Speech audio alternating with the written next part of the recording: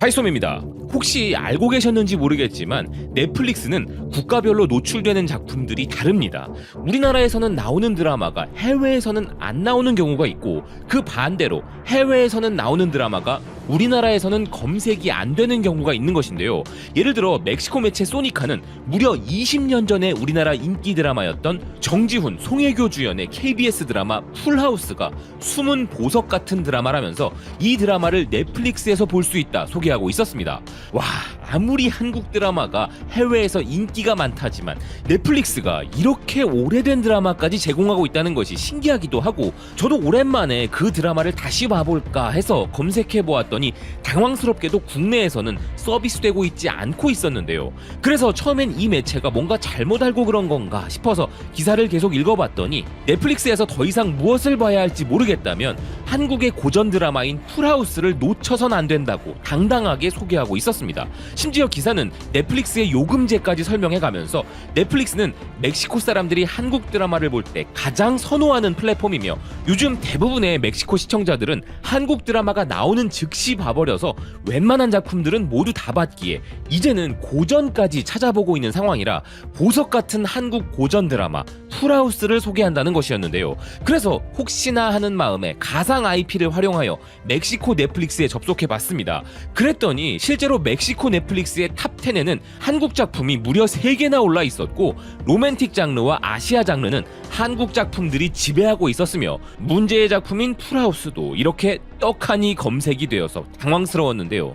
그러니까 우리나라 고전 드라마임에도 불구하고 우리나라에서는 서비스가 안 되는 상황인데, 해외에서는 풀하우스는 물론 다른 고전 한국 드라마들도 아주 다양하게 서비스되고 있었습니다. 그러니 기사가 보석 같은 한국 고전 드라마들이 아주 많다고 이야기할 만하다라는 생각이 들었는데요.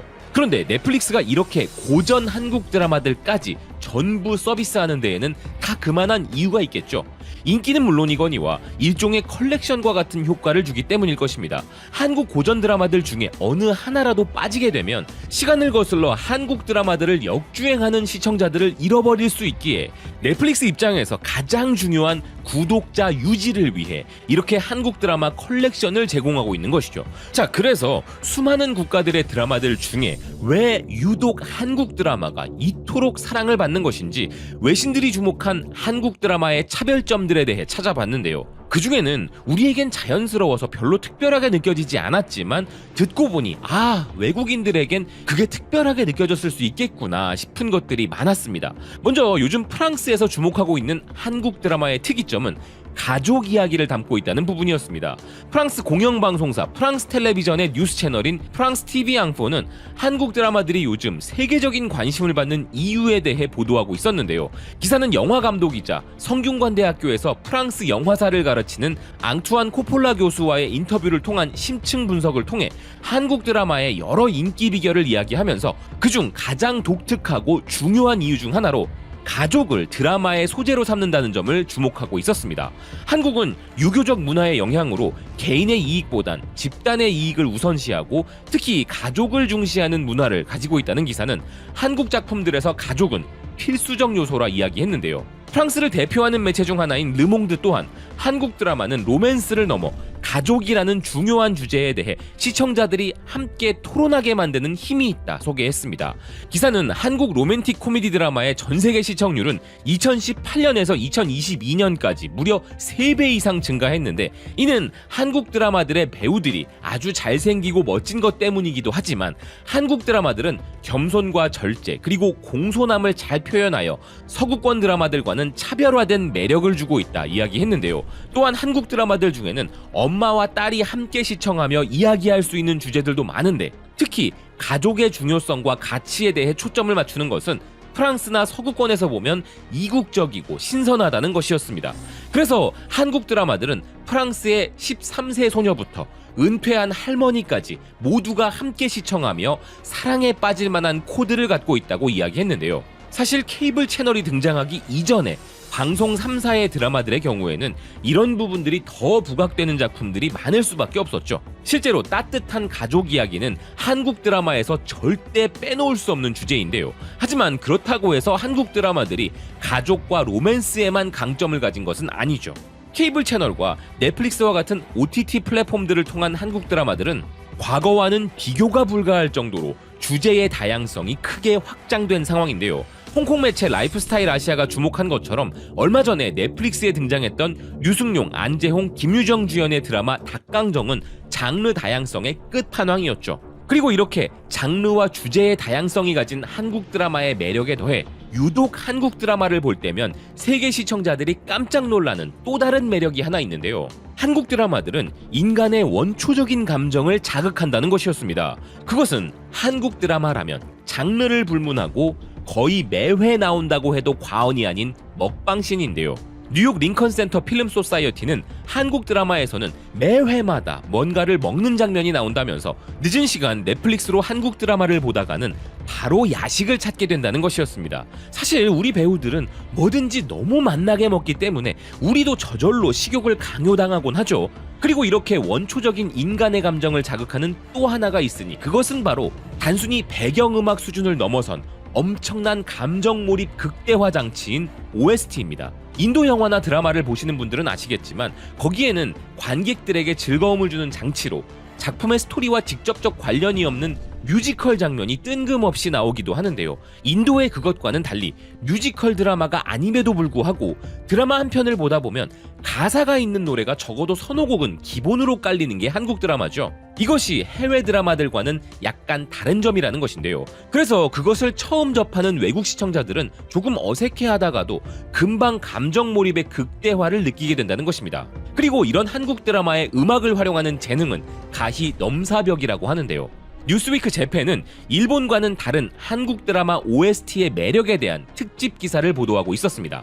한국 드라마를 떠올리면 극중에서 흐르는 음악의 매력이 크다는 기사는 2002년 일본의 한류 붐을 일으킨 드라마 겨울연가만 봐도 유명한 클래식 곡들과 오리지널 곡들이 드라마 곳곳에 삽입되어 많은 시청자들의 마음을 사로잡았다는 것인데요. 그리고 한국 드라마 삽입곡들이 가진 특유의 매력은 최신작 눈물의 여왕까지 이어진다 이야기했습니다.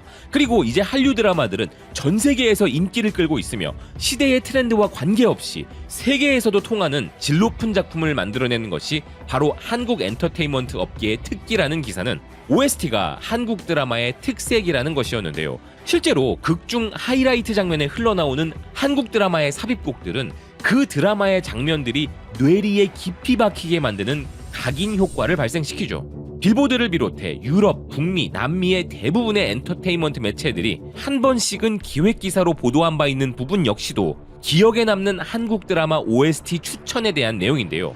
홍콩 매체 라이프스타일 아시아도 한국 드라마 OST는 한국 드라마의 영혼이라면서 줄거리, 연출, 각본과 같은 다른 창의적 요소의 중요성도 부인할 수 없지만 OST는 한국 드라마를 시청하는 경험을 크게 향상시키는 요소라고 평가하고 있었습니다. 그리고 요즘 한국 드라마가 예전과 가장 크게 차별화되는 부분을 꼽자면 그것은 바로 시각 효과, 일명 VFX의 놀라운 발전인데요. VFX는 한국 드라마들이 영화 같다고 전 세계적으로 극찬을 받는 이유이기도 합니다. 그런데 이 시각 효과라는 것을 만들어낸 할리우드, 그곳의 매체 할리우드 리포터가 한국은 이제 VFX 강국이라고 소개하고 있었는데요. 기사는 영화 기생충에서 가장 중요한 장소인 2층으로 된 부잣집이 1층만 실제로 지은 것이고 2층은 시각 효과로 처리한 것이라 소개하고 있었습니다. 기사는 그 집의 2층은 한국 VFX 기업 덱스터가 컴퓨터 그래픽으로 추가한 것이었고 그 집의 인근 거리도 모두 VFX 효과로 만들어진 것이라 설명했는데요. 이런 사례와 같이 SF 장르에서처럼 대놓고 만들어내는 시각 효과가 아닌 너무 자연스러워서 실제인 줄 알았지만 실제가 아니었던 우리가 눈치채지 못하는 VFX, 기존 풍경에 디지털 이미지를 믹스하는 한국의 뛰어난 VFX 실력에 주목한 기사였습니다. 그러면서 VFX는 현재 장르와 관계없이 한국 영화와 드라마에서 그 어느 때보다 더 적극적으로 사용되고 있다고 소개했는데요. 실제로 오징어 게임으로 에미상 시상식에서 특수 시각 효과상을 수상한 한국의 걸리버 스튜디오는 많은 곳에서 파트너십 문의를 받고 있으며 현재 아시아 최고 수준이라는 기사였습니다. 걸리버 스튜디오는 할리우드의 80%에 육박하는 품질을 구사할 수 있고 이제는 글로벌 진출을 목표로 하고 있다는 것이었는데요. 일본 매체 리얼사운드 역시도 한국 드라마의 VFX는 대단하다면서 넷플릭스 드라마 기생수와 디즈니 플러스 드라마 무빙의 영상 기술을 극찬하고 있었습니다. 특히 기생수의 일본 원작에서는 주인공의 오른손에 기생수가 존재하지만 한국 드라마에서는 극중 여주인공의 얼굴이 갈라지면서 기생수가 나타나는데 VFX가 상당히 뛰어난 수준이라는 기사는 한국의 특수효과 기술을 향한 전 세계적 관심도 뜨겁다는 것이었는데요. 기사는 한국에는 기생수 더 그레이, 스위트홈, 파묘 등 다양한 작품의 VFX를 담당했던 덱스터를 비롯하여 디즈니 플러스 무빙의 특수효과를 담당한 엔진 비주얼 웨이브라는 업체도 있다 소개했습니다. 그러면서 기사는 일반적으로 블록버스터 영화 한 편에 약 2000샷 정도의 컴퓨터 그래픽이 쓰이는데 무빙에는 무려 기존 작품들의 4배에 달하는 분량의 시각 효과가 들어갔다면서 이뿐만 아니라 다양한 특수효과와 액션 스턴트 등 각 파트의 기술이 밸런스 있게 만들어졌다 극찬했는데요. 그러면서 기사는 한국의 특수효과가 뛰어난 이유는 바로 진짜 같아 보이는 리얼리티를 특히나 강조하는 고집 때문이라 이야기했습니다. 한국 드라마의 VFX들은 단지 겉보기에만 역동성 좋은 장면을 만드는 것에 그치지 않고 스토리의 힘을 증폭시키기 위해 더욱더 리얼리티를 강조한다는 기사는 한국의 VFX는 배우들의 연기를 더 비상하게 만드는 날개라 이야기했는데요. 고전적인 로맨스 장르에 전 세계인들이 공감할 가족에 대한 이야기, 액션, 좀비, 호러물 등 다채로운 장르와 소재의 매력, 시청자들의 원초적 본능을 자극하여 자기도 모르게 야식을 주문하게 만드는 힘, 단순한 배경음악의 수준을 넘어서는 OST로 감정을 극대화시키는 명석함, 그리고 탄탄한 스토리와 제작 능력 및 배우들의 뛰어난 연기는 물론 세계적으로 통용되는 수준의 놀라운 시각 효과까지, 이러한 것들이 대한민국의 드라마들을 보다 더 특별하게 만들고 전 세계 시청자들이 헤어나오지 못하게 만드는 차별점들인데요. 이것만으로도 그들이 심지어 20년 전 한국 드라마까지 모두 찾아봐야 할 이유는 충분하지 않나 하는 생각입니다. 시청해주셔서 고맙습니다. 또 뵙겠습니다.